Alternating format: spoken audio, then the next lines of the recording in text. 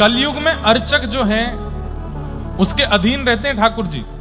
वो पीला पहनाएगा तो पहनेंगे, वो कड़ी खिलाएगा तो खाएंगे, वो रसगुल्ला खिलाएगा तो खाएंगे, अपनी इच्छा से कुछ नहीं करते। श्रीनाथ जी कहने लगे, हे श्री जी, मैं खिड़की से लांग के कहीं जा रहा हूं, आप गुसाई जी को ये मत बताइए, मुंह को उनते डर लगे।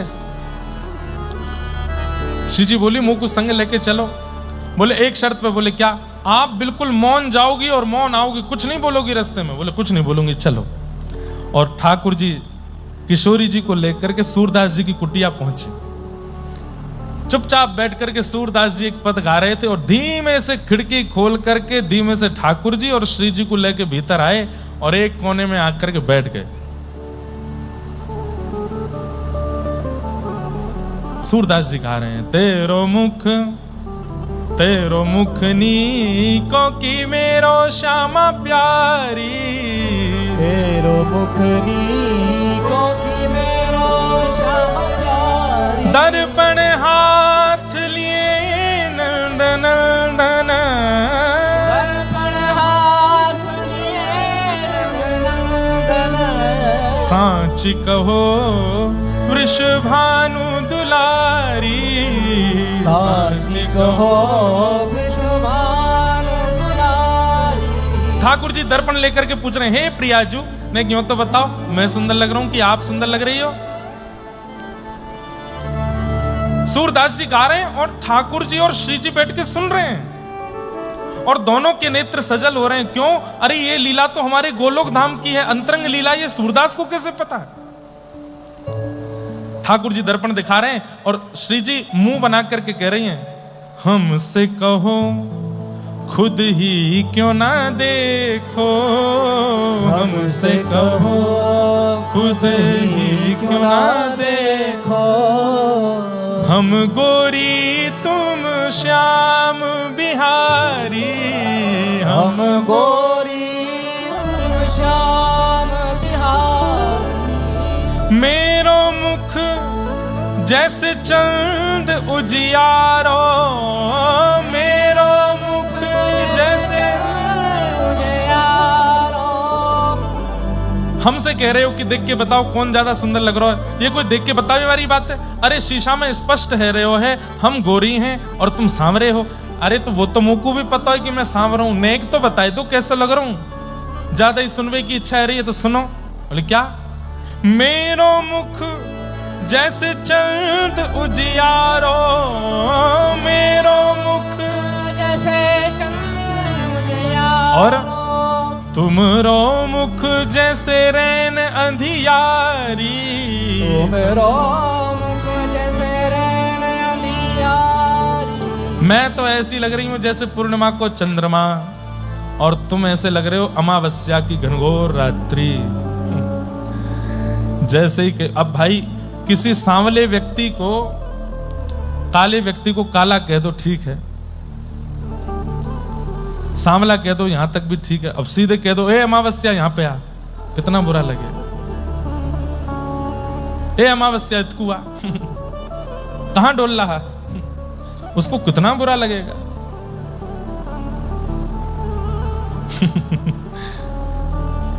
ठाकुर जी तो इतना बुरा मान गए, शीशा वीशा छोड़ के मुंह फुला के बैठ गए। बोले श्री जी ये भी कोई बात है? कारो कह दो, सांवरो कह दो, कोई और बात। कोई अमावस्या बोलता है क्या? आप अमावस्या बोल रही हो हमको?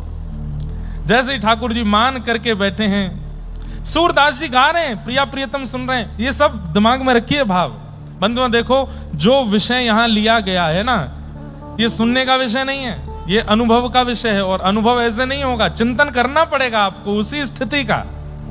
अब ठाकुर जी मान करके बैठे हैं और श्री प्रिया जी उनको मना रही हैं, श्री जी उनको मना रही हैं। कैसे मना रही हैं? अरे आप तो रूठ के बैठ गए, रहने दो, मुझसे बात मत करो, चली जाओ और जाओ। इतने सारे गोरे गोप हैं, गोरे गोरे सबरे ग्वाला हैं, उनमें तो कोई पसंद कर लो। मैं तो कार हूं, ऐसे बैठूंगा किनारे पे ही, और या कारी जमुना के पास ही, मैं हूं कारो जेऊ कारी, हम दोनों यहीं बैठे रहेंगे, आप जाओ यहां से। अब श्री जी मना रही हैं, क्या कह रही हैं? अरे नेक मेरी बात तो सुनो। बोले कहा बात है? तेरो नयन में मोटो मोटो कजरा, तेरो नयन में मोटो मोटो कजरा। अरे देखो तो कैसो यशोदा मैया ने मोटो मोटो काजल लगाए के भेजो है। ठाकुर जी बोले लो अब जगन्नाथ बन जाऊंगो, मीड़ करके पूरा काजल फैला लियो। वैसे ऐसा हुआ तो नहीं था, लेकिन जब ठाकुर जी ने आंख मीड़ी ऐसे कर लिए तो श्री जी गा गई होंगी, जगन्नाथ जगन्नाथ चक्का नैन चकाने नीलाचल वारे, तू न संभाले तो हमें कौन संभाले। ओ कौन संभाले तो हमें कौन संभाले। हे जगन्नाथ जगन्नाथ चक्का नैन चकाने जगन्नाथ जगन्नाथ चक्का नैन चकाने नीलाचल वारे, तू न संभाले तो हमें कौन संभाले। हो कौन संभाले तो हमें कौन संभाले। बस पद चल रहा है वहीं चलो, ये तो मैंने ऐसे ही जोड़ दिया अपनी तरफ से। ठाकुर जी बोले मोटो मोटो काजल लो फैला लियो मैंने, और कारो है गो में। अब बताओ, अरे श्याम सुंदर आप इतना ज्यादा मान कर रहे हो, मैं तो एक बात बता रही हूं ना, सुनो तो। तुमरो नयन में मोटो मोटो कजरा, तेरो नयन में मोटो मोटो कजरा, हमरे नयन में तुम बनवारी, हमरे नयन में तुम बनवारी। हे श्याम सुंदर ने एक मेरी आंखन में देख के बताइयो काजल लगायो मैंने। ठाकुर जी बोले नहीं आपने तो नहीं लगाया। बोले लगाए हो है पर आपको दिख नहीं रहे हो। बोले कौन सा काजल लगाए हो है? बोले मेरे नेत्रन के काजल तो आप ही हो, जो नेत्रन में सदा बसे वही को तो काजल के हैं, मेरे नेत्रन में तो आप बैठे हो, मुंह को काजल की कहा आवश्यकता।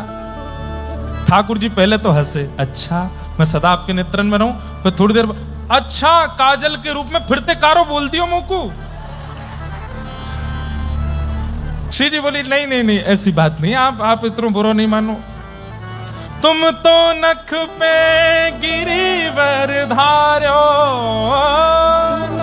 नख पे गिरिवर धारो। आपने नख पे गिरिराज जी धारण किए, पर आपसे ज्यादा बलशाली मैं हूं। क्यों? हम उर्धार रहे गिरधारी, हम उर्धार रहे गिरधारी। श्री जी बोली आपने तो नख पे गिरिराज जी उठाए, पर गिरिराज जी उठाए भय श्याम सुंदर को गिरिराज सहित हमने अपने चित्त में धारण कियो है ना आपसे ज्यादा बलशाली हम। हमारे चित्त में आप हो, मेरे नेत्रों में आप हो, मेरे सब जगह आप ही हो श्याम सुंदर, ऐसे बुरा मत मानो। इतने में ठाकुर जी ने मान छोड़ दियो, रूठनो छोड़ दियो, और श्री प्रिया जी और ठाकुर जी दोनों ने एक दूसरे को आलिंगन कियो। सूरदास जी कुटिया में बैठे बैठे गा रहे हैं, सूरदास या छवि की शोभा, सूरदास या छवि की शोभा, इन नैनन सो तरत नटारी, इन नैनन सो तरत नटारी। यहां सूरदास जी गा रहे हैं और इतने में ही ठाकुर जी को सिसकियों की आवाज आने लगी। ठाकुर जी बोले ये सिसकी कौन ले रहे हो? देखी तो बगल में श्री जी खूब जोर जोर से नेत्रन से आंसू गिर रहे हैं और कह रहे हैं मोकू इनको नेत्र देने, अभी कृपा करूंगी इन पे। ठाकुर जी बोले नहीं करना, मैंने आपसे कही ना, बोलोगी नहीं कुछ करना। अरे वो सूरदास है, वो नेत्र नहीं है, तभी तो इतना बड़ा भक्त है। नेत्र मिल जाएंगे तो वहां के रस खत्म हो जाएगा, वहां को भाव खत्म हो जाएगा। इसका मतलब क्या है? किसी को ठाकुर जी ने कुछ वियोग दिया है, इसका मतलब उस वियोग से ही उसका निर्माण होगा। मत दो श्री जी। श्री जी बोली चाहे नेत्र नहीं दूं, एक बार या को स्पर्श तो करूंगी, कछु तो कृपा करूंगी। ठाकुर जी बोले तुम्हारे पाम पूजूं, हाथ जोड़ूं, मत करो ऐसा। अरे बाबा है पकड़ लेगो। लेकिन इनको तो लग रहा था कि सूरदास जी को पता नहीं चल रहा है, पर सूरदास जी के नेत्र नहीं है, कान तो हैं। आज सुबह सुबह मंगला दर्शन करने गए थे सूरदास जी, और उस समय जो इत्र की सुगंधी ली थी वही इत्र की सुगंधी पूरी कुटिया में आ रही है। वो तो तभी समझ गए थे कि दोनों आगे बैठ गए हैं। अब सूरदास जी बोले ये तो कृपा करेंगे नहीं, मुझे ही करवानी पड़ेगी। और सूरदास जी बिल्कुल अनजाने से ही बने, लाठी उठाई अपनी और लेकर के चलते चलते खिड़की खोली और दरवाजा खोल के बाहर निकले। श्री जी बोली, अरे बाबा कहीं गिर जाएगो, अरे देखियो कैसे चल रहा है, अरे ये कहीं गिर जाएगो। अरे वो सूरदास है, वहां की उम्र ना देख रही, 70 साल को है गयो, अभी तक सब चलनो फिरनो सब सब पता हो गली मोहल्ला कौन से हैं। प्रिया जी बोली, मैं तो आज पहली बार मिली हूं, मैं ऐसे नहीं, मैं इनको एक सहारो दे दूं। ठाकुर जी बोले, कोई आवश्यकता नहीं है श्री जी, जल्दी चलो, मंदिर खुलवे वारो है, दर्शन देनो है। अच्छा न एक दूर तक देखन दो, ये कहां जाएंगे। सूरदास जी जानबूझ करके उस रास्ते पर गए जहां आगे गड्ढा गहरा सूखा कुआ था। बोले यहां गिरूंगो, इनके सामने गिरूंगो, ठाकुर जी तो नहीं उठाएंगे, लेकिन आज श्री जी आई हैं, वो उठाए बिन मानेंगी नहीं, और आज उठाएंगी तो बस जीवन भर के लिए उठ जाऊंगा मैं। और सूरदास जी ऐसे चलते जा रहे हैं और चलते चलते चलते आगे जैसे ही कुआं आया, श्री जी बोली, अरे कुआं गिर जाएगा। इतने में तो सूरदास जी गिर गए। अब तो श्री जी बोली, मैं मंदिर नहीं जाऊंगी, जब तक इनको बाहर नहीं निकाल लेंगे मैं नहीं जाऊंगी। ठाकुर जी बोले, चलो। ऊपर कुआं के ऊपर से ठाकुर जी झांक रहे हैं, कैसे निर्दयी हो आप हैं, ये बेचारो आंधरो यहाँ पे पड़ो है, या को निकाल के नहीं जाओगे, निकालो चलो। अब कैसे निकालूं? बोले इतनी बड़ी कारी कमरी ओढ़ रखी है, या को नीचे डारो। बोले इतनी लंबी ना है। बोले लो मेरी चुनरी बांध दो यहाँ में। तो ठाकुर जी की काली कमरी, किशोरी जी की चुनरी, और नीचे डारी रस्सी बन गई, और ऊपर से ठाकुर जी बोले, बाबा आहा, कानों में जैसे स्वर गया। सूरदास जी गिरे हैं, चोट लगी है, पर दर्द नहीं हो रहा है। आहा, श्याम सुंदर बोल रहे हैं। बोले ये नाटक कर रहे हैं तो मैं भी नाटक करूं। सूरदास जी बोले, हाँ भैया लाला कौन है? अरे बाबा यहीं पास के गांव को हूं, आप गिर गए हो जा कुआं में, मैंने अपनो पटका डारो है, या को पकड़ के ऊपर को आए जाओ। अच्छा भैया पकड़ तो मैं लूंगो, लेकिन मुंह पे चढ़ो ना जाएगो, मैं पकड़ लूंगो, तुम खींच लो ऊपर। कुआं था तो कुएं में जो रस्सी डालने का वो होता है, उससे ठाकुर जी ने डाला था, तो नीचे गया, जैसे ही पकड़ा, एक बार और सुगंधी ली, वही इत्र की सुगंधी है, श्रीनाथ जी के पटके की सुगंधी है। समझ गए, बोले श्याम सुंदर है, बस एक बार पकड़ में आ जाए। सूरदास जी ने पकड़ लियो। अब यहां ठाकुर जी खींचे तो ठाकुर जी से खींचे नहीं। अब देख कैसी लीला, जगत नियंता जगदाता, उनसे नहीं खींचेंगे सूरदास, लेकिन ये भी लीला कर रहे हैं। श्री जी से बोले, हे श्री जी खड़ी खड़ी कहां देख रही हो, चलो मेरी कमर आप पकड़ो, मैंने ये पटका पकड़ो, आप मुंह को खींचो, मैं आप पटका को खींचूंगा, सूरदास को बाहर निकालें। अब श्री जी ठाकुर जी को खींच रही हैं, ठाकुर जी पटका खींच रहे हैं, और धीमे धीमे धीमे सूरदास को बाहर ला रहे हैं। सूरदास जी बीच बीच में रो जाते हैं, भावुक हो रहे हैं। जय हो कृपानाथ, बड़ी कृपा बड़ी कृपा। जैसे ही सूरदास जी बाहर आए, बाहर आकर के वो बीच के मार्ग से बस नीचे कूदना था। ठाकुर जी बोले, सूरदास जी ने पटका पकड़ रखा है, ठाकुर जी बोले, हाँ बाबा अब कूद जाओ, पटका दे दो मुझे। ठाकुर जी की आवाज जहां से आ रही थी, सूरदास जी ने उसी दिशा में जोर से छलांग मारी, और ऐसे छलांग मारी पकड़ने की भावना से कि पकड़ में आ जाए। तो ठाकुर जी तो किनारे हट गए, श्री जी के चरणन में जाके गिरे, और दोनों चरण ऐसे पकड़ लिए सूरदास जी ने, और पकड़ करके कस के पकड़ लिए बिल्कुल। अब ठाकुर जी जल्दी श्री जी के हाथ पकड़े, चलो चलो जल्दी चलो, और श्री जी ने जल्दी जल्दी अपने चरण हटाए। जैसे ही दौड़ने लगी तो एक नूपुर वहीं सूरदास जी के पास ही रह गया। सूरदास जी ने चुपचाप वो नूपुर उठाए करके अपनी अंटी में दबाए लियो।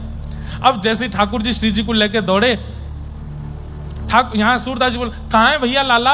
अरे मुंह को निकारवे वारो, कहां चलोगे भैया? दूर से ठाकुर जी चिल्ला रहे, बाबा मेरी मैया बुला रही है, फिर कभी आऊंगो।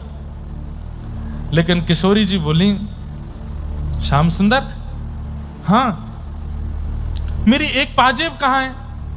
ठाकुर जी ने नीचे देखो, बोले अब रह गई होगी, कहीं गिर गिराई गई हो, छोड़ो वहां को छोड़ो। सुनो ये संध्या को समय है वारो है, मंदिर खुलवे वारो है, गुसाई जी अभी आके कपाट खोलेंगे, वहां मैं और आप नहीं मिले तो बड़ी हमारी जो है क्या बड़ी डांट पड़ेगी, आश्चर्य रह जाएगा, जगत में बात फैल जाएगी, जल्दी चलो। श्री जी बोली, पहले मेरी नूपुर लाओ, वहां नूपुर को पहन के जाऊंगी, वहां के बिना नहीं जाऊंगी। ठाकुर जी बोले, मैं यही मारे ना लेके आऊं आपको, आज पूरा विलंब करा दियो कोरो। अब अनूपुरे ढूंढे, सब जगह ढूंढते ढूंढते ठाकुर जी गए तो सूरदास जी बैठे हैं चुपचाप। ठाकुर जी बोले, बाबा हाँ भैया लाला, अरे मैं वही हूं, आपको निकाल के गए हो। अच्छा क्या बात है लाला? बोले मेरी सहेली आई संग में, वह सहेली को एक नूपुर गिर गए, आपने देखो? अरे लाला, मैं तो सूरदास हूं, नेत्र ही ना है मेरे, मैं कहां से दिख सकूं? बाबा ए बताए तो तुम्हारी ने कछु नजर में पड़ो? तो बोले नजर है ही ना लाला, कहां से पड़ेगो? ठाकुर जी ने तभी देखा तो अंटी में से थोड़ा सा नूपुर निकल रहा था। बोले बाबा ये तुम्हारी अंटी में लगो तो है, यही तो है नूपुर। अच्छा ये? बोले हाँ, ये तो अभी मुंह को जो निकारवे आए उनकी सखी को है। तो बोले बाबा मैं वही तो हूं। बोले मैं कैसे मानूं तुम वही हो? अभी मैं तुम्हें दे दूं और फिर बाकी बात फिर कोई छोरा आयो आके बोलो मैंने तुम निकारे मेरी सखी को नूपुर गिर को दो, मैं तो कहूंगा कि मैं तो दे दियो। बोले अरे तुमने कोई और को दे दियो, वो तो मेरी सखी को है, मैं कैसे जानूं कि तुम्हारी सखी है?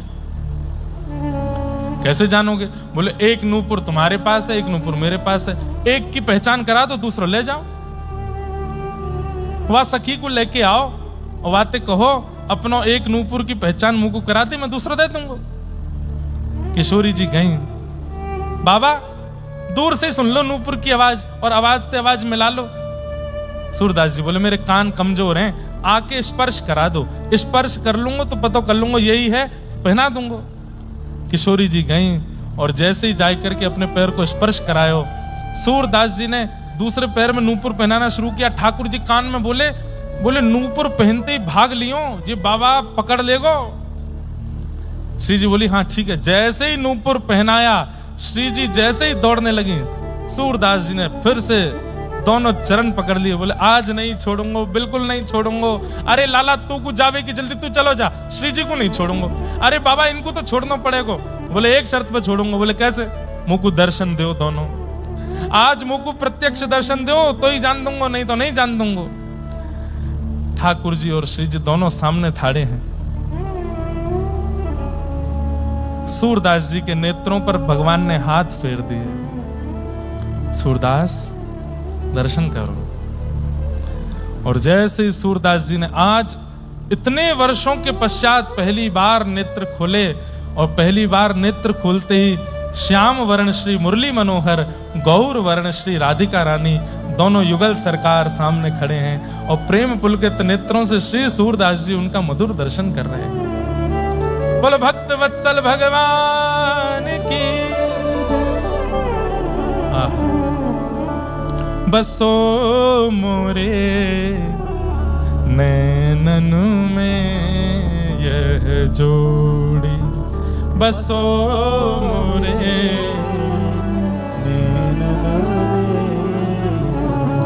नव दुल्हे ब्रजराज सांवरो, नव दुल्हे ब्रजराज सांवरो, दुल्हन राधा गोरी, दुल्हन राधा गोरी, बसो मोरे नैनन में यह जोड़ी, बसो मोरे नैनन में हित हरिवंश करीन्यो छावर, हित हरिवंश करीन्यो छावर, चिरजीवो यह जोड़ी, चिरजीवो यह जोड़ी, बसो मोरे नैनन में यह जोड़ी, बसो मोरे नैनन में यह जोड़ी। आहा, प्रेम से दोनों का दर्शन किया, खूब उमड़ घुमड़ के दर्शन किए, खूब रोए चरणों से लिपट लिपट के, और अंत में खूब नैन भर के निहार के नेत्र बंद कर लिए और ठाकुर जी से कहा अब मुझे पुनः नेत्रहीन कर दो, फिर से अंधा कर दीजिए। अरे सूरदास कहा मांग रहे है? बोले यही चाहिए, अब आपको देख लिया, अब और किसी को नहीं देखना है, अब आप तो दिख करके चले जाओगे, अब मैं दुनिया देखता रहूंगा, इसमें मेरी रुचि नहीं है, आप दिख गए बस, अब और कुछ नहीं दिखना है, बस पुनः अंधा कर दो। और ठाकुर जी की कृपा, सूरदास जी को दर्शन हुए, पुनः सूरदास वैसे ही हो गए जैसे हैं। ऐसे सूरदास जी पर ठाकुर जी की अहितु की कृपा हुई। अद्भुत कृपा हुई।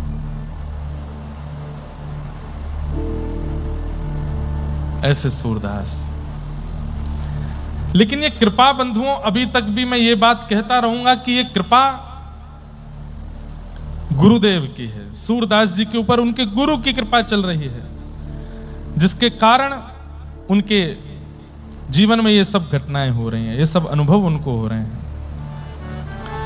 इस प्रकार श्री प्रिया प्रियतम ने उनको वहां से दर्शन करके प्रस्थान किया। एक दिन गोस्वामी बालकों के मन में आया कि सूरदास जी रोज मंदिर में आते हैं और जैसी झांकी होती है वैसा ही पद गा करके सुना देते हैं। आपस में गोस्वामी बालकों ने कहा, हमको तो लगता है सूरदास पहले ही पता कर लेता है, रात्रि में ये किसी अंदर के मंदिर के भीतरिया से पूछ लेता है कल कौन सी पोशाक होगी, कौन सा श्रृंगार होगा। हमें विश्वास नहीं हो सकता कि सूरदास बिना नेत्रों के ठाकुर जी की झांकी का वर्णन कैसे गा देता है। तब गोस्वामी बालकों ने आपस में कहा, आज ऐसा श्रृंगार करो, ऐसा श्रृंगार करो, ऐसा अलग सा श्रृंगार करो कि सूरदास बता ही नहीं पाए कि आज कौन सी पोशाक पहनी है। विठलनाथ जी के पुत्र थे, उन्होंने ठाकुर जी को ऐसा अद्भुत श्रृंगार किया। कैसा श्रृंगार किया? आज ठाकुर जी को कुछ पहनाया ही नहीं, केवल एक मोती की माला गले में पहना दी और कुछ नहीं पहनाया, बिल्कुल निर्वस्त्र ठाकुर जी खड़े हैं। और सूरदास जी का आगमन हुआ।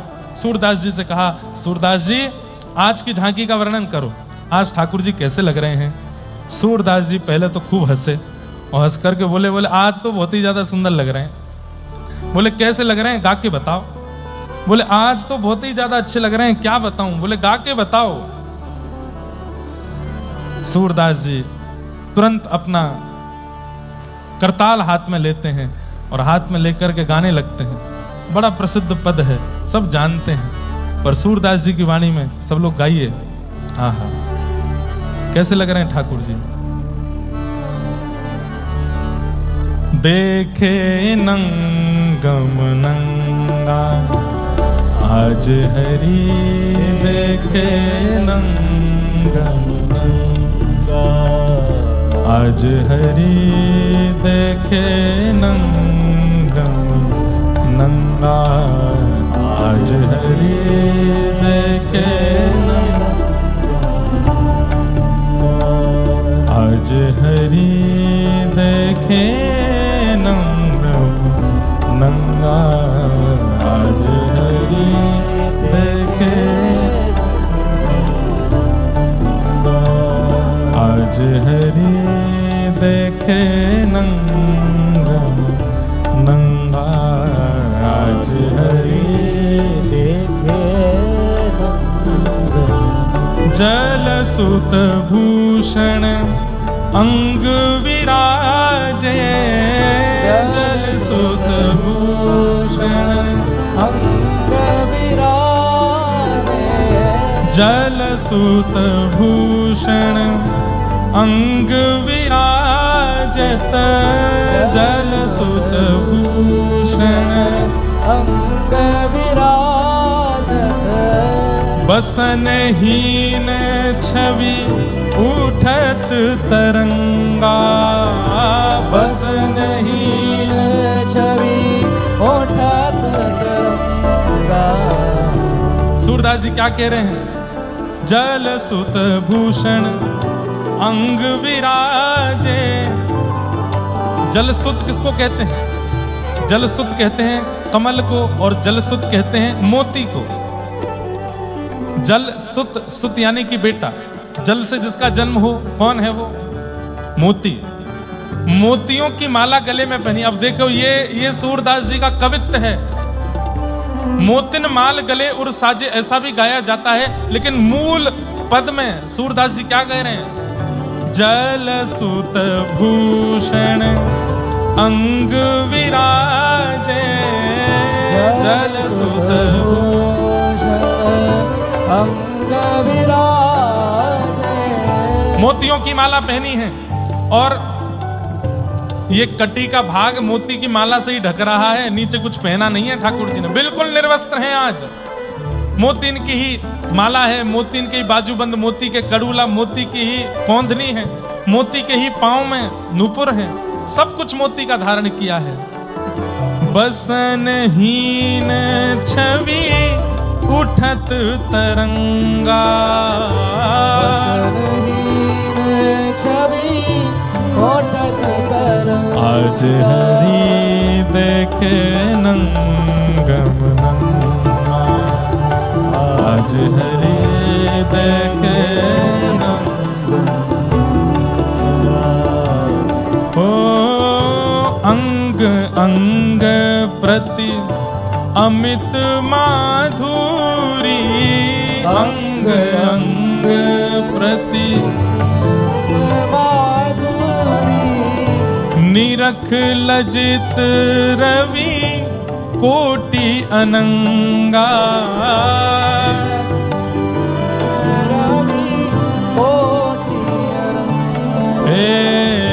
निरख लजित रवि कोटि अनंगा।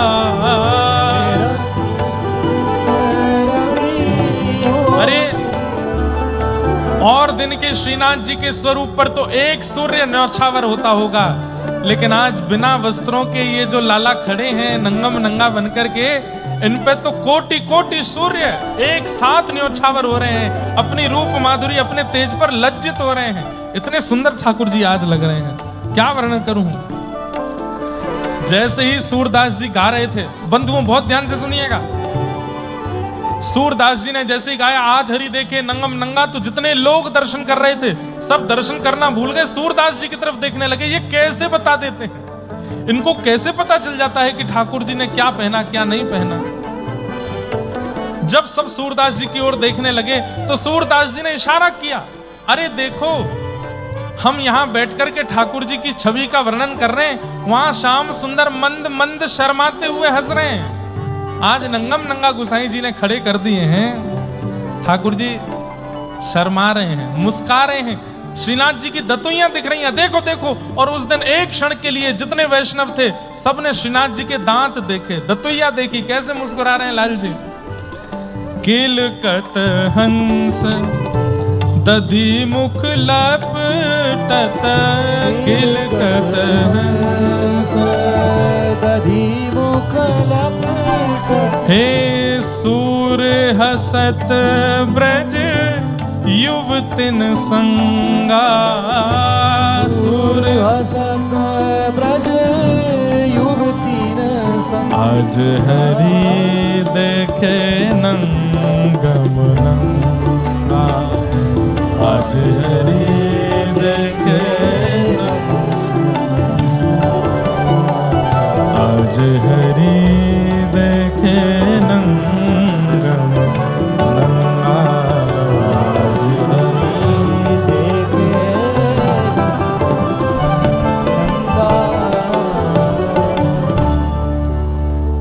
सब गोस्वामियों ने और जितने भी वैष्णव थे सबने सूरदास जी की जय जयकार करी। भैया सूरदास आप सामान्य नहीं हैं, आप तो ठाकुर जी के ही चुने। सूरदास जी सबके आगे हाथ जोड़ते, मेरे गुरुदेव की कृपा, मैं कहां सूर स्वामी बना घूमा फिर रहा था, मुझे दास बनाने वाले तो मेरे गुरुदेव हैं जो ये सब अनुभव कराते हैं। ठाकुर जी के मधुर दर्शन किए। सूरदास जी की ख्याति इतनी ज्यादा होने लगी कि दिल्ली के बादशाह अकबर तक ख्याति पहुंच गई।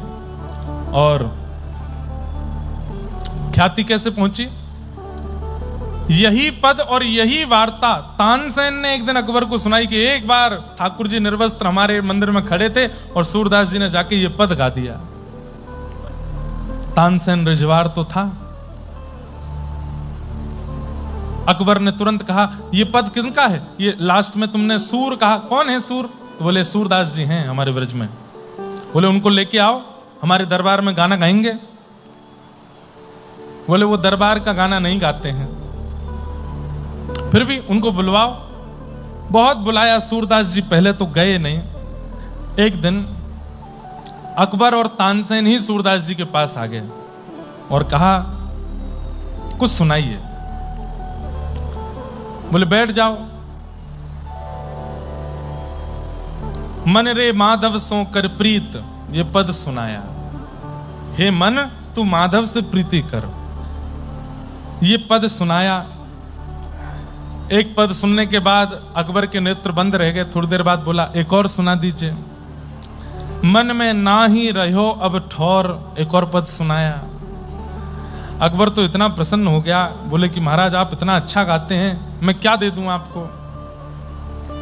बोले बस यही दे दो कि बस दोबारा हमारे सामने मत आना, ये दे दो।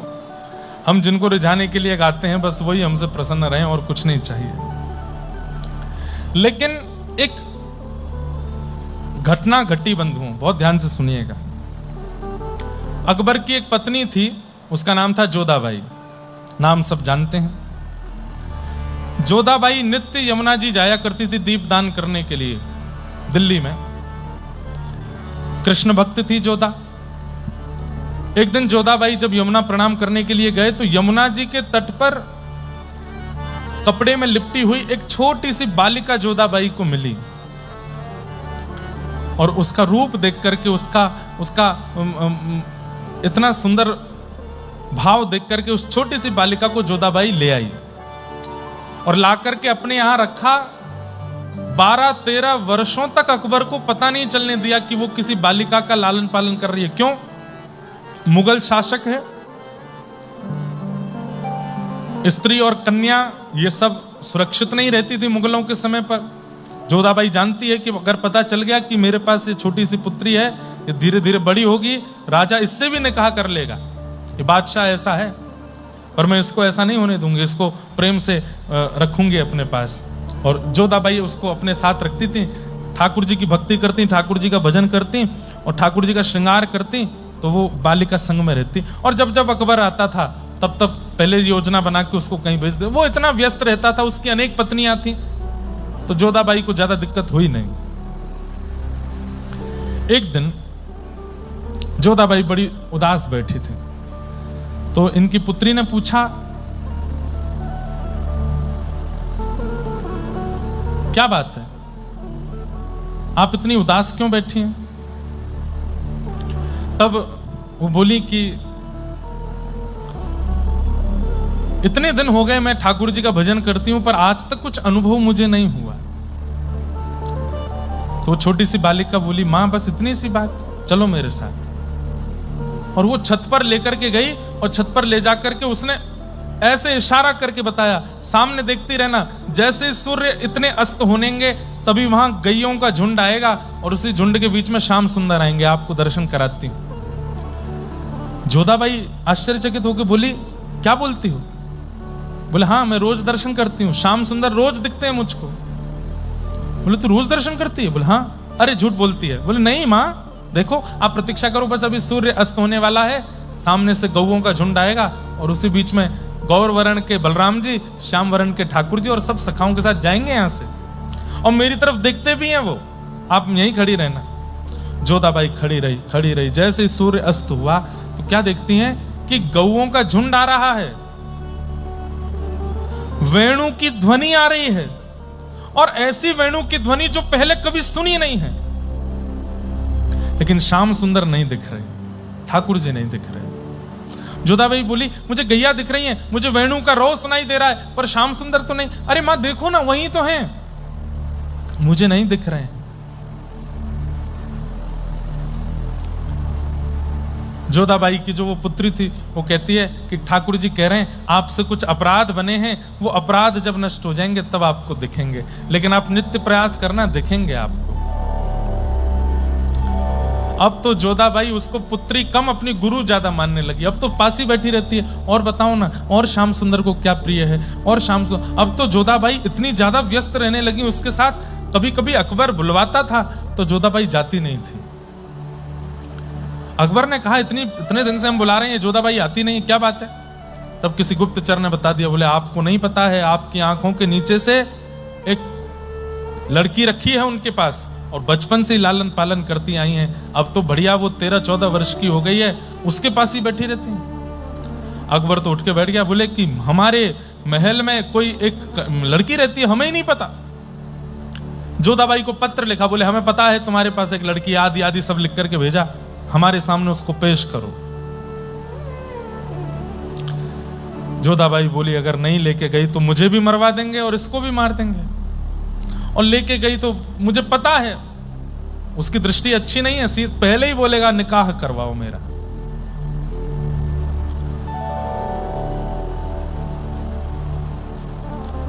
अंत में जोधाबाई पर और कोई रास्ता नहीं था तो लेके गई उस पुत्री को। जैसे ही अकबर के सामने पहुंचे, अकबर ने जैसे ही रूप देखा, देखते ही मन में इच्छा प्रकट हो गई मेरा इनसे विवाह कराओ, और कह दिया मेरे निकाह की तैयारी करो, इससे निकाह करूंगा मैं। जोधाबाई इतनी सुंदर आपने हमसे छुपा के रखी, आदि आदि सब बातें कहने लगा। जोधाबाई बोली आपकी पुत्री नहीं आपकी पौत्री की उम्र की है। बोले हम बादशाह हिंदुस्तान है, हमारे लिए कोई छोटा बड़ा नहीं, इससे विवाह करेंगे। जैसे ये प्रस्ताव दिया तुरंत बादशाह को अपने हाथ की उंगली से लेकर के पैर के नखून तक, सिर तक, सब जगह ऐसी अनुभूति होने लगी मानो जैसे किसी ने अग्नि लगा दी हो। जैसे अग्नि पर जलने पर जलन होती है, ऐसे पूरे शरीर में जलन होने लगी। बड़े बड़े वैद्य आ गए, बड़े बड़े ज्योतिषी मनीषी आ गए, बड़े बड़े झाड़ फूंक करने वाले आ गए, लेकिन बादशाह को कोई ठीक नहीं कर पाया। तभी एक हिंदू महात्मा गए, उन्होंने बादशाह की स्थिति देखी, लाल पड़ गया है पूरा और दाने दाने प्रकट हो गए और बस करहा रहा है, रो रहा है कि मेरे को पूरे शरीर में जलन हो रही है। बोले महाराज इस वक्त सबसे ज्यादा चर्चा जिनकी चल रही है भारत में वो है सूरदास जी, आप उनको बुलाओ। अकबर बोला मैं मिल चुका हूं सूरदास जी से, मैं और बीरबल गए थे। बीरबल कैसे भी करके तुम बुलाओ सूरदास जी को। सूरदास जी को जाकर के कहा कि ऐसे ऐसे परिस्थिति बनी है, आप एक बार चल दीजिए। सूरदास जी बोले ठीक है आता हूं। सूरदास जी गए और जैसे ही जाकर के देखा अकबर को,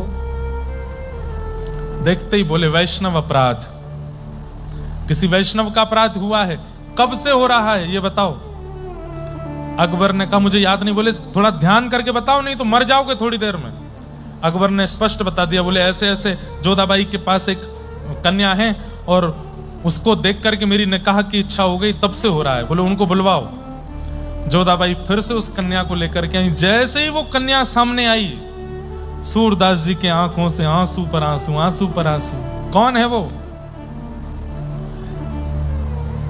पूर्व जन्म में सूरदास जी उद्धव थे और कथा बड़ी प्रसिद्ध है। कल भी मैंने थोड़ी सी संकेत में कही थी कि ये निकुंज में प्रवेश करना चाह रहे थे, तब ललिता विशाखा ने इनको रोका था कि ये प्रिया प्रियतम का निकुंज है, उद्धव यहां मत जाओ। तो उद्धव बोले मैं सखा हूं भगवान का, मैं कहीं भी जा सकता हूं। बोले कहीं भी जा सकते हो पर निकुंज में नहीं जा सकते।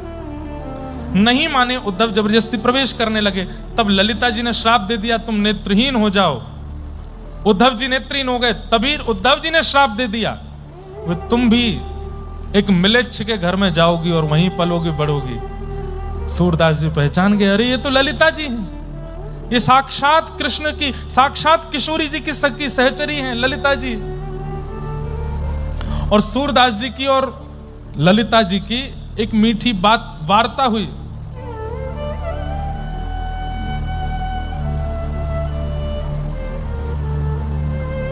ललिते तोहे बूझत साजहां, ललिते तोहे बूझत साजहां। अरे ललिते, ये राजा तेरे बारे में पूछ रहा था। ललिता जी सूरदास जी को देख करके उनके भी नेत्र सजल हैं। वो क्या कह रही हैं? तद श्याम सुंदर तुम आए कहां?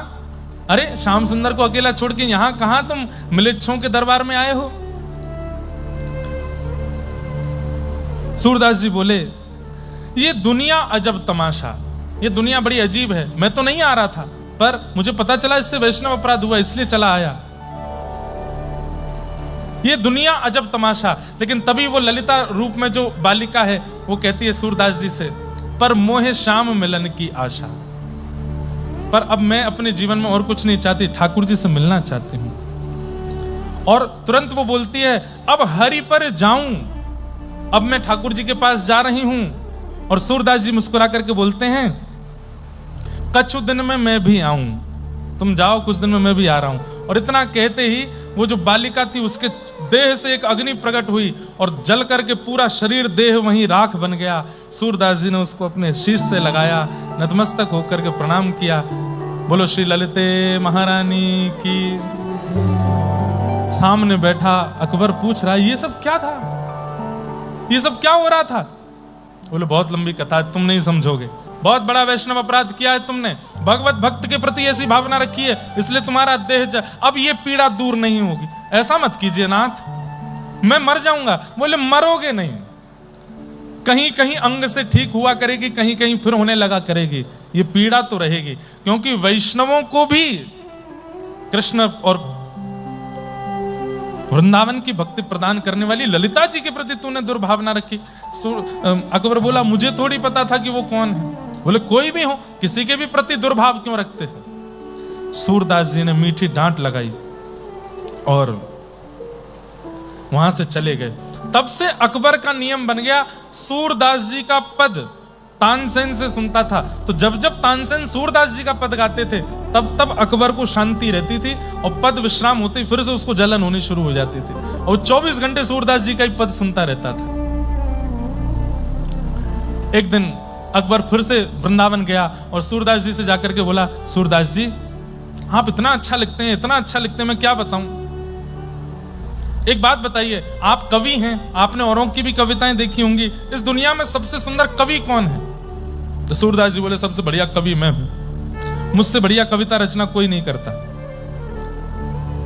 ये सुनकर के तानसेन और बीरबल थोड़े आश्चर्यचकित हुए, बोले वैष्णव अपनी बड़ाई नहीं करता, सूरदास जी अपनी प्रशंसा कैसे कर रहे हैं? तो तानसेन ने पीछे से बोला कि महाराज आपने गोस्वामी तुलसीदास जी का नाम सुना है? सूरदास जी के नेत्र सजल हो गए, अरे वाह तुमने मेरे पुराने मित्र की याद दिला दी। बोले आप जानते हैं? बोले हम दोनों की बड़ी अच्छी भेंट हुई थी, भेंट के बारे में बताऊंगा, लेकिन तुमने जो अभी प्रश्न किया कि कविता किसकी अच्छी है, कविता तो मेरी अच्छी है, लेकिन तुमने बाद में नाम लिया तुलसीदास जी का। तुलसीदास जी कविता नहीं लिखते, तुलसीदास जी की चौपाई तो मंत्र हैं जो भगवत दर्शन करा देती है। कवि मैं अच्छा हूं पर तुलसीदास जी कवित्र नहीं है, वो कवि नहीं है, वो तो ठाकुर जी को प्रकट कर देते हैं शब्दों में। और फिर सूरदास जी ने तुलसीदास जी से अपने मिलन की कथा बताई। कैसे?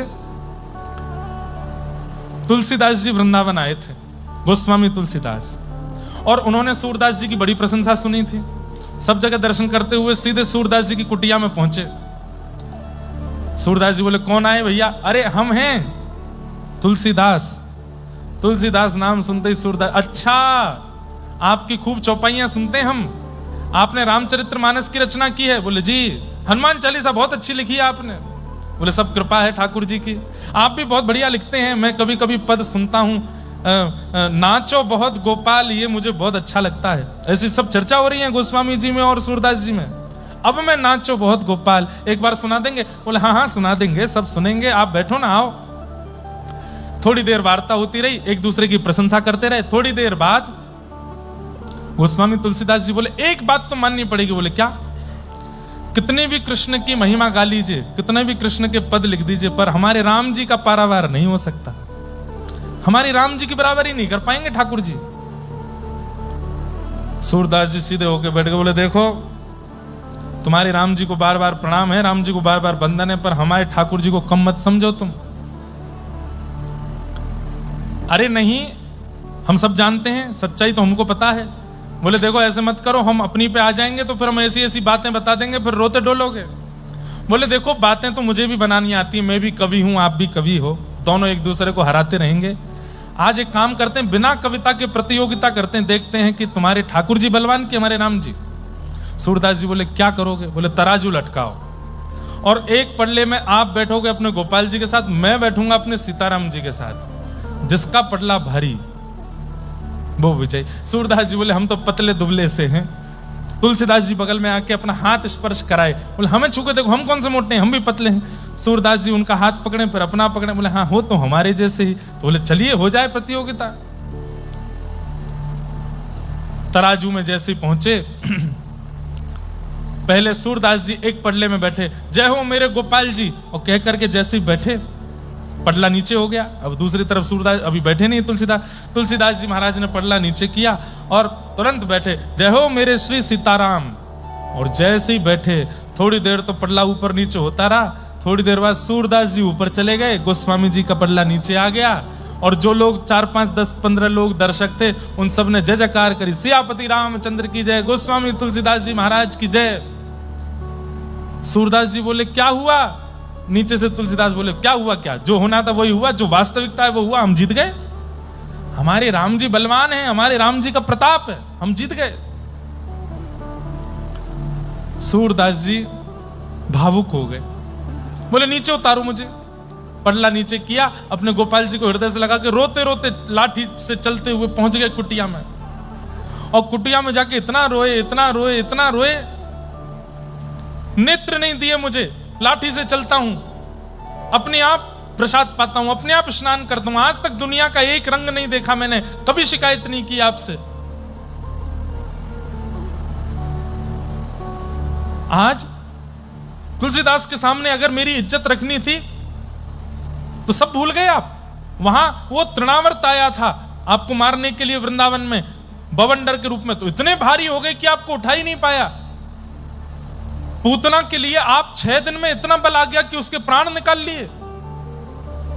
6 वर्ष की आयु में कालिया नाग के ऊपर नृत्य कर लिया। 7 वर्ष की आयु में विशाल 22 किलोमीटर के पर्वत गिरिराज जी को उठा लिया।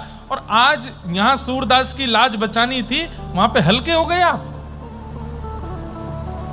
ठाकुर जी प्रकट हो गए, प्रकट होकर सूरदास जी की गोद में बैठ गए और थोड़ी पकड़ के बोले बाबा मुंह पे गुस्सा काई को हेरो है, मेरी गलती थोड़ी है। बोले हाँ तुम्हारी गलती ना है, मेरी गलती है।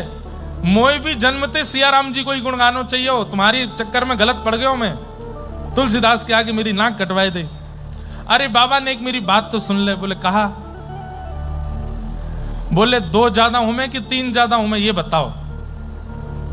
सूरदास जी बोले मो गणित सिखा रहे हो अब 80 वर्ष की उम्र में आके गणित सिखा रहे हो? बोले अरे बताओ ना 2 ज्यादा हूं मैं कि 3? सूरदास जी बोले 3 ज्यादा हूं मैं। तो बोले आप जब पल्ले में बैठे तो क्या बोल के बैठे? जय हो मेरे गोपाल जी, एक आप और एक मैं। और तुलसीदास जी जब बैठे तब क्या बोले? जय हो मेरे श्री सीताराम। तो सिया जी भी, राम जी भी और ऊपर से तुलसीदास, तो 3 होंगे तो भारी पड़ी जाएंगे ना वो। तुम दोबारा तराजू लगवाओ और अब की बार चढ़ते हुए बोलना जय हो मेरे राधे श्याम। देखियो कमजोर कहीं नहीं पड़ोगे तुम, हम भारी आ जाएंगे दोनों। मैं और प्रिया जी दोनों तुम्हारी गोद में बैठ के इतना वजन कर लेंगे कि तुरंत नीचे आ जाएगा। सूरदास जी बोले ठीक है ठीक है। गोपाल जी को मूर्तिमंत गोपाल जी हो गए, गोद में लेके फिर से छड़ी लेकर के गए।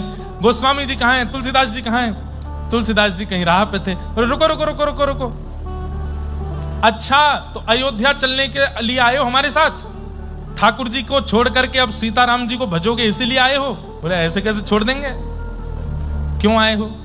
बोले हम इसलिए आए हैं एक बार तराजू फिर से लगाओ, फिर से लगाओ तराजू, और आप बैठना और फिर से मैं बैठूं, अब की बार होगा निर्णय। गोस्वामी तुलसीदास जी बोले नहीं नहीं नहीं, एक ही बार होगा निर्णय, बार बार नहीं होगा। नहीं नहीं एक बार और लगा दो। नहीं नहीं अब नहीं होगा, एक बार लगा दो, मेरे कहे से लगा दो। गोस्वामी तुलसीदास जी ने सूरदास जी को हृदय से लगाया और खूब कस के हृदय से लगा करके बोले जिसने आपको कुटिया में आके पढ़ाया है मैं भी उसको जानता हूं, मैं भी सब जानता हूं कौन आकर के सब सिखा के गया है। अरे दोनों एक ही हैं, काहे को इतने चिंता कर रहे हो नाथ? आपके जो ठाकुर जी हैं वही हमारे राघव जी हैं, बस हमारे थोड़े से शांत हैं, आपके थोड़े से चप्पल हैं। कोई ऐसी हमारी प्रतिस्पर्धा वाली बात नहीं है। सूरदास जी भी भावुक हो गए, यहां तुलसीदास जी भी भावुक हो गए और दोनों भक्तों का प्रिय मिलन हुआ। इस प्रकार सूरदास जी ने अपने तुलसीदास जी से मिलन की कथा बताई। सुन करके बड़ा प्रसन्न हुआ अकबर। अकबर ने कहा कि मैं आपके समस्त पदों को देखना चाहता हूं, आप सारे पद भिजवा दो। जैसे ही पता चली कि अकबर ने पद मांगे हैं, कई लोग सूरदास जी की छाप लगा लगा करके पहुंच गए और उल्टे सीधे पद सब दे दिए। अब तो अकबर बड़ी चिंता में पड़ गया। सूरदास जी के कुल 1.25 लाख पद हैं, या तो 2.5 लाख से ज्यादा पद आ गए मेरे पास। तो पूछा क्या करें? तब किसी ब्रज के रसिक ने बताया, बोले कि सारे पदों को यमुना जी में बहा दो, जो ऊपर तैरने लग जाएं समझ जाओ सूरदास जी के, और जो डूब जाएं समझ जाओ ये नकली है। जैसे ही बहाए तो 1.25 लाख पद जो थे वो तैरने लगे, बाकी के 1 लाख के करीब पद जो अनर्गल लोगों ने केवल ख्याति प्राप्त करने के लिए लिख दिए थे वो सब डूब गए। ऐसे सूरदास जी के पदों का संकलन हुआ। अब आती है और भी कथाएं हैं, बीच में बड़ी सुंदर सुंदर लीलाएं हैं, लेकिन सूरदास जी के भगवत धाम परायण का समय। बिहाग। सूरदास जी 105 वर्ष की अवस्था के लगभग हो गए। ध्यान से सुनिएगा। ठाकुर जी गए और सूरदास जी की कुटिया में प्रकट होकर के बोले, प्रत्यक्ष हाथ आगे करके, सूरदास अब तुम्हारा समय पूर्ण है, अब चलो निकुंज में मैं तुम्हारी प्रतीक्षा कर रहा हूं, चलो मेरे साथ। सूरदास जी बोले, जय जय, 1.25 लाख पद लिखने थे, अभी लाख हुए हैं, आप कृपा करके थोड़ा सा और समय दे दें, 25,000 पद रह गए, मैं लिख दूंगा। ठाकुर जी बोले, तू चिंता काहे को कर रहा है? बोले, क्यों? तैने लाख लिखे हैं, लेकिन तू सबन की गिनती करवा ले, 1.25 लाख ही निकलेंगे। बोले, 1.25 कब हो गए? बोले, तैने लाख लिखे, 25,000 मैंने लिख दिए तेरे बट के, अब मुंह पे सहन ना है रो, तू जल्दी निकुंज चल मेरे संग। और सूरदास जी ने गिनती करवाई तो उनके 1.25 लाख ही पद थे। और मैंने कल बताया कि जहां सूर है या सूरदास है वो सूरदास जी के हैं, और जहां सूर श्याम है वो ठाकुर जी के द्वारा लिखे हुए पद हैं। जय जय, बस अब आज्ञा दो, मैं जल्दी आऊं। ठाकुर जी बोले, बस अब जो जो तुम्हारे गुरुदेव के प्रणाम, रज को प्रणाम, वृंदावन को प्रणाम करने की जो स्थिति है वो करो, चलो। यहां नित्य मंगला दर्शन करने के लिए श्रीनाथ जी जाते थे गोवर्धन में, लेकिन आज गोसाई जी ने कहा, भाई आज सूरदास नहीं आए। तब सबने कहा, आज स्वास्थ्य ठीक नहीं है सूरदास जी का, और सूरदास जी अपने लगभग अब अंतिम श्वास ले रहे हैं। तो गोसाई श्री विठलनाथ जी ने पूरे गोवर्धन में हल्ला करवाया। बोले, क्या? बोले, पुष्टि मार्ग का, भक्ति मार्ग का, भक्ति पथ का जहाज अब प्रस्थान कर रहा है। जिसको जाके मिलना हो, जिसको जाके देखना हो, जिसको जाके प्रणाम करना हो, सब कर लो। जहाज हैं, इनको पुष्टि मार्ग का जहाज कहा गया, भक्ति का जहाज। जो बैठ गया सूरदास जी के पदों में, सूरदास जी के पद का जिसने आश्रय ले लिया, ये जहाज ठाकुर जी के चरणों तक पहुंचा के ही छोड़ेगा। ऐसा सूरदास जी के पदों की रचना है।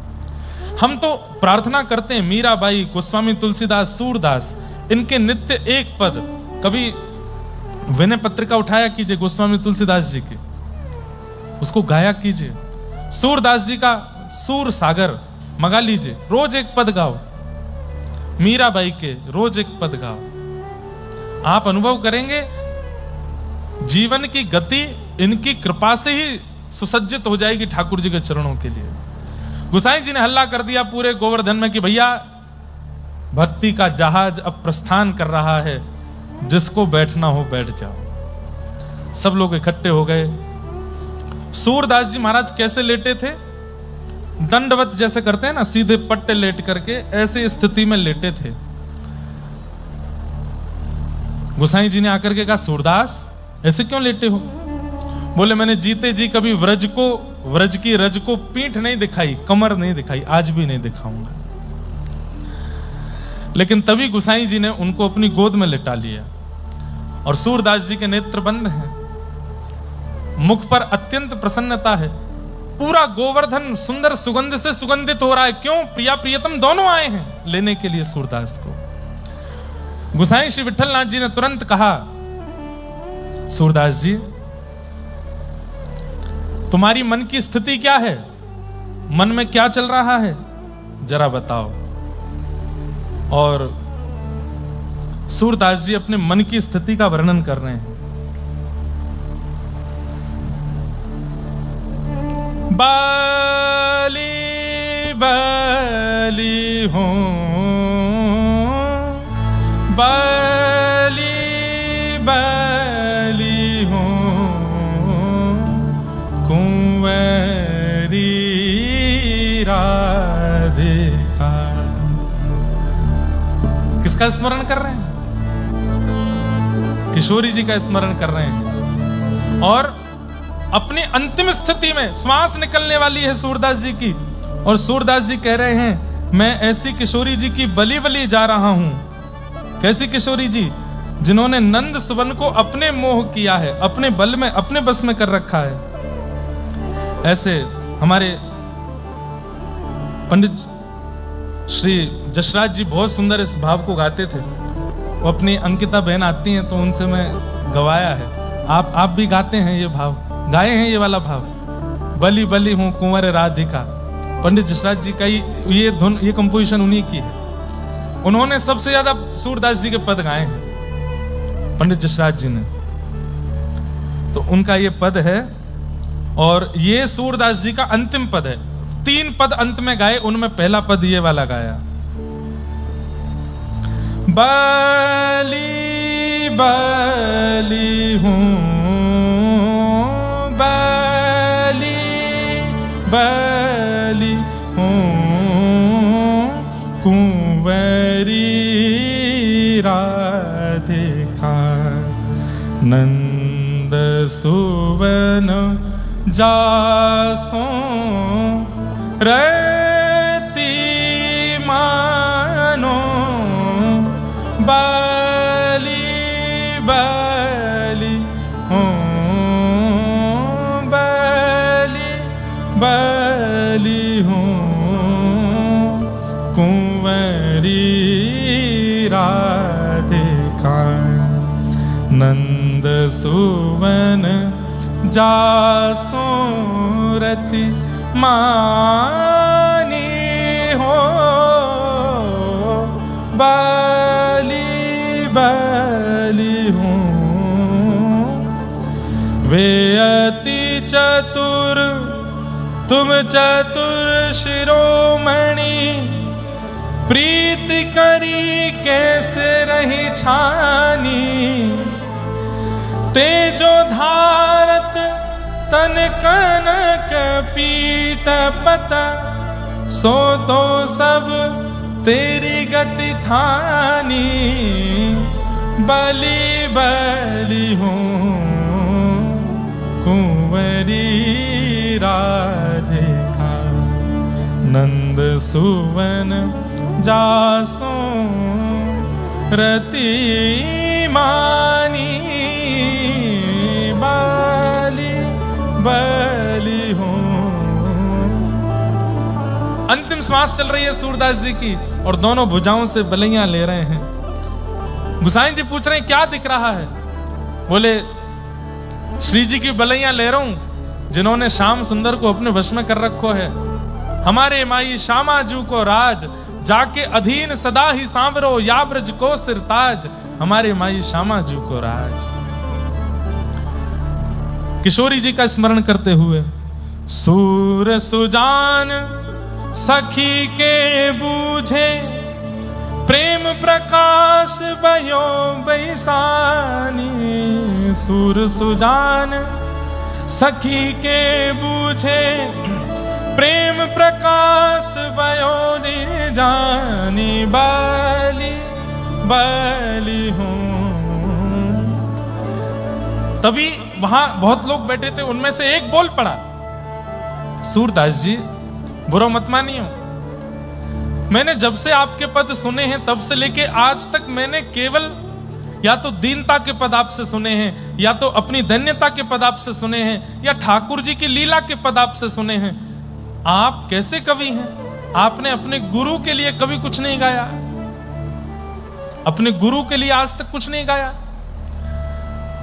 सूरदास जी बोले तुम्हें प्रिया प्रियतम दिखते थे, तुम्हें श्याम सुंदर दिखते थे, तुम्हें दीन बंधु दीनानाथ दिखते थे, पर मुझे मेरे गुरु ही मुकुट पहन करके ठाकुर जी के रूप में दिखाई देते थे। मुझे मेरे गुरु ही कभी कभी चुनरी ओढ़ करके श्री जी बन के आते हुए दिखाई देते थे।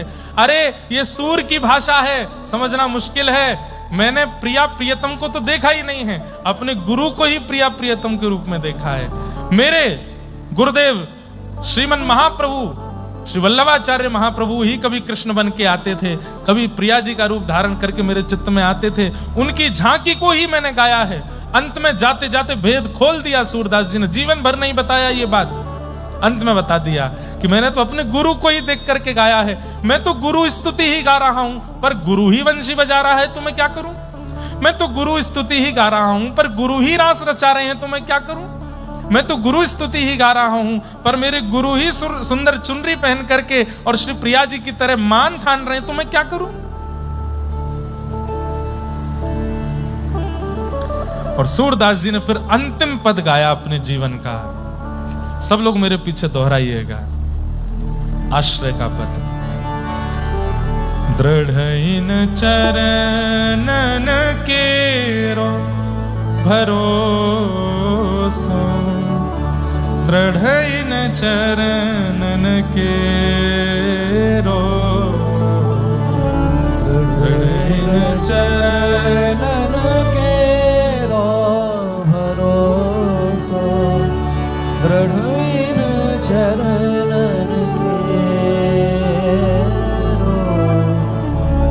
श्री वल्लभ नख चंद्र छटा बिन, श्री वल्लभ नख चंद्र छटा बिन, सब जग माही अंधेरो भरोसा, दृढ़ इन चरणन केरो, दृढ़ इन चरणन केरो भरोसा, दृढ़ इन चरणन केरो।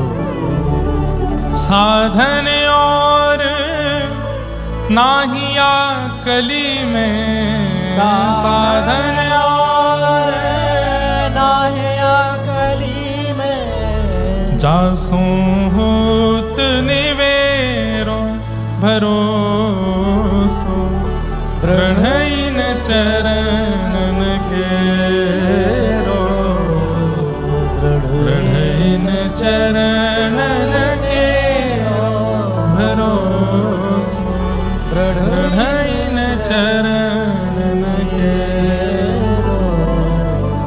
सूर कहा कहे दुविध आंधरो, सूर कहा कहे दुविध आंधरो, सूर कहा कहे दुविध आंधरो, सूर कहा कहे दुविध आंधरो, बिना मूल को चेरो भरोसो, दृढ़ इन चरणन केरो, दृढ़ इन चरणन केरो भरोसा, दृढ़ इन चरणन और हाथ जोड़ लिए, गुरुपुत्र गुसाई विठलनाथ जी की गोद में सिर रखा है, हाथ जोड़ करके बोले जय जय, नेक आपसो आज्ञा चाहिए। बोले कहा, बोले जीते जी कभी कमर नहीं दिखाई है या ब्रजकू मैंने, जीते जी कभी पीठ नहीं दिखाई है ब्रजकू, जाते जाते भी नहीं दिखाऊं। आपने मुंह को अपनी गोद में लिटा दिया है, कृपा करके नेक आप मुंह को अब मुख मेरो व्रज की ओर कर दो, मुख मेरो व्रज की ओर लिटा दो।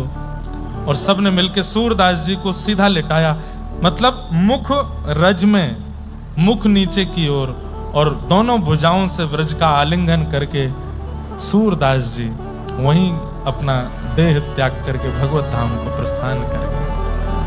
बोलो सूरदास जी महाराज की जय।